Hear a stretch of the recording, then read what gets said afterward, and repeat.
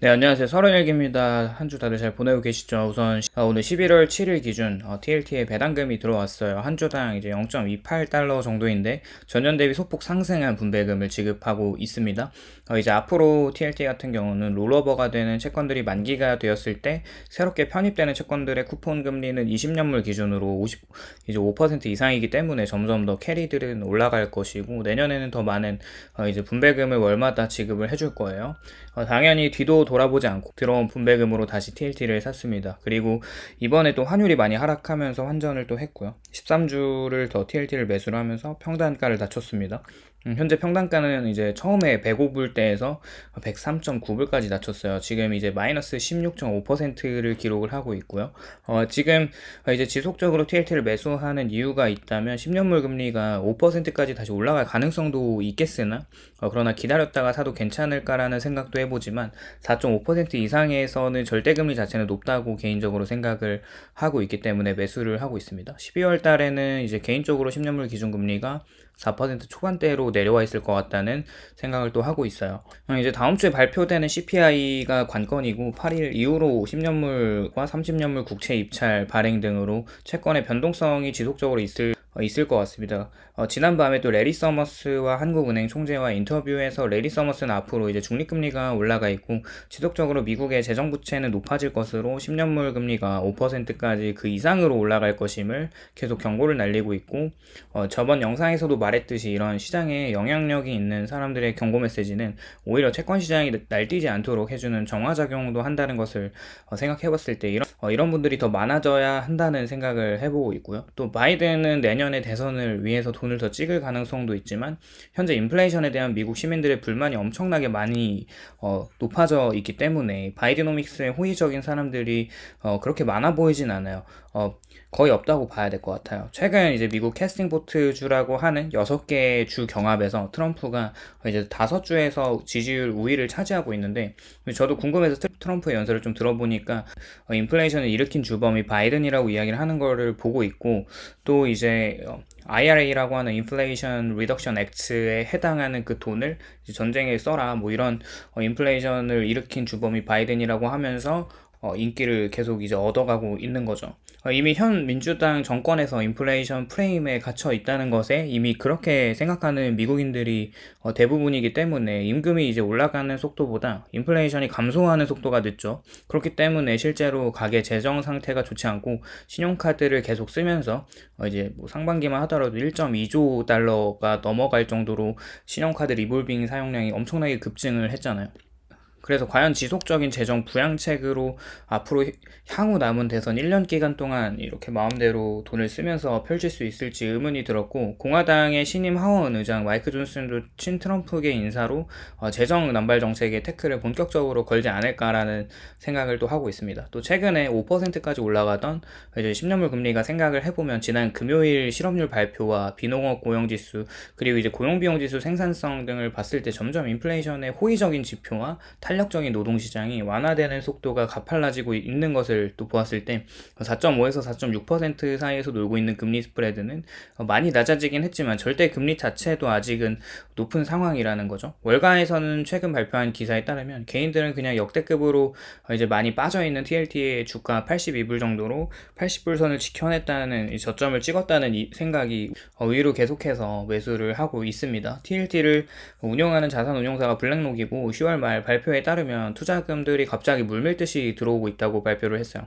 그냥 바이더 DB라는 무지성으로 매수를 하고 있는 거예요. 저도 그렇게 하고 있고, 올해 7월 순매수 규모가 가장 많았고 8월에 저점을 찍고 나서 9월, 10월에는 지속적으로 순유입이 되고 있는 상황인 거죠. 현재 이제 4.5%에서 3.5%까지 100bp가 하락을 한다면 지금 기준으로 듀레이션별로 얻는 수익을 계산을 해본 흥미로운 자료가 있습니다. 각각 이제 100bp가 내려갔을 때 1년물은 자본 차익은 똑같고 3년물은 한 6.5%의 수익률을 얻습니다.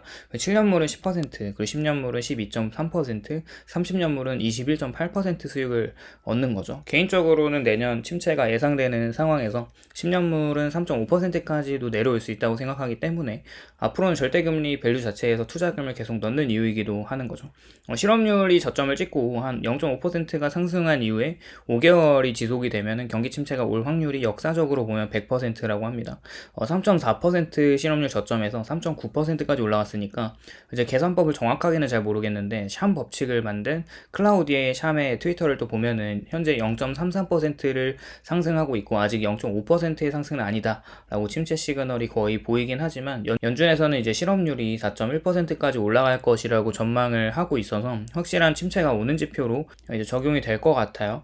그렇게 침체를 뒷받침하는 경제 데이터들이 많고 11월 FOMC의 파월의 현재 금융 파이낸셜이라는 단어를 쓰면서 현 금리 레벨이 굉장히 긴축적이고 시장 금리도 긴축적으로 작용하는 것이 미국의 이제 미국 사회, 미국 시장 경제 전반적으로 보이기 때문에 앞으로 이제 경기가 수축될 것과 인플레이션이 잡힐 것이라는 이야기를 시사하기도 했죠. 최근 이제 민간 회계 소프트웨어 업체인 인투이트의 보고서에 따르면 대기업처럼 현금 흐름이 많지 않은 기업들은 이제 중소기업이죠. 1년간 신용카드로 자금 조달을 해왔다고 합니다. 1년 기간 동안 미국 중소기업의 30%가 자금을 조달해온 것이죠. 이게 이제 미국 은행 대출 태도 지수가 너무 높아지고 그걸 후행하는 경제에 반영되는 시간을 감안해 볼 때 신용이 좋지 않은 회사들이 당연히 돈을 빌리기가 어렵기에 이런 현상이 일어나는 것을 페드가 중앙은행이 이렇게 모르지 않는다는 거죠. 또 NFIB 미국 중소기업 연합회가 발표한 최근 조사도 시간의 흐름에 따라서 대출이자가 너무 부담된다는 응답이 사업자 전체의 24%에 달하고 있고 인플레이션 비용의 45%가 어려움을 겪고 있다고 이야기하고 있어요. 또한 EMI 컨퍼런스 보드 지표에 간밤에 발표된 고용 추세 지수 그래프를 또 보면 이 지표는 비농업 고용의 선행 지표라고 볼 수 있는데 고점을 찍고 등락이 있으나 지속적으로 하락하는 추세를 피하지 못하고 있습니다. 여러모로 비농업 고용자 수는 계속해서 낮아지는 추세를 그리는 것이 명확하게 이제 보이고 있는 거죠. 저번 주에 금리가 안정됨에 따라서 뉴욕 증시가 모두 한 주간 가파르게 상승을 했어요. JP모건은 가짜 랠리일 가능성이 높다고 하고 있고 현재 인플레이션의 둔화와 금리의 고점이라는 단기적 전망이 집중하고 있다면 사실 인플레이션이 꺾인다는 것의 근원을 찾아보면 침체라는 거고 애틀란타 연은에서 고용지표가 또 발표되고 나서 4분기 GDP를 2.2%에서 1%대로 낮춰버렸고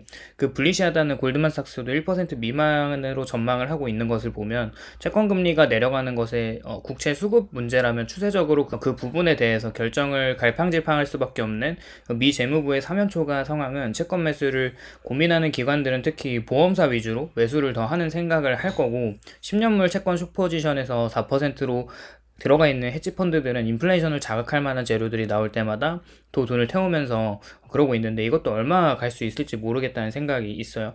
또 이제 오늘 나온 유럽의 독일 산업 생산이 전월 대비로 마이너스 1.4%로 낙폭이 크고 전년 대비에서는 마이너스 1.54에서 마이너스 3.86으로 확 이렇게 급락하면서 이제 원유 가격이 이제 유럽의 어떤 매크로 지표에 하락하는 폭이 훨씬 커졌습니다. 80불대 지지선을 뚫고 79불대로 내려왔어요. 이제 이스라엘 하마스 전쟁에서는 또 이란이 참전하게 되면 유가는 폭등하면서 인플레이션이 치솟을 수 있는 가능성이 있긴 한데 만약에 그렇게 된다면 오히려 높아진 원자재로 침체는 더 가속화되는 시나리오로 원유의 급등은 이제 역사적으로 볼 때 사실 단기적인 급등으로 마무리되는 거를 많이 보게 되면 만성적인 원유의 높은 가격을 반영한다고 보이진 않고요. 항상 전망이 이렇게 무의미할 때도 있긴 한데 최대한 높은 확률로 갈 수 있는 시나리오를 생각을 해보고 이렇게 앞으로 투자 계획을 어떻게 세워야 할까 하는 훈련은 필요하다고 봅니다. 뭐 채권금리가 급등한다고 하면 20년 동안 이제 5%의 이자를 받으면서 버티면 된다는 마인드로 전 투자를 임하고 있어요. 오늘도 시청해주셔서 감사드리고요. 도움이 되셨다면 좋아요, 구독을 부탁드립니다.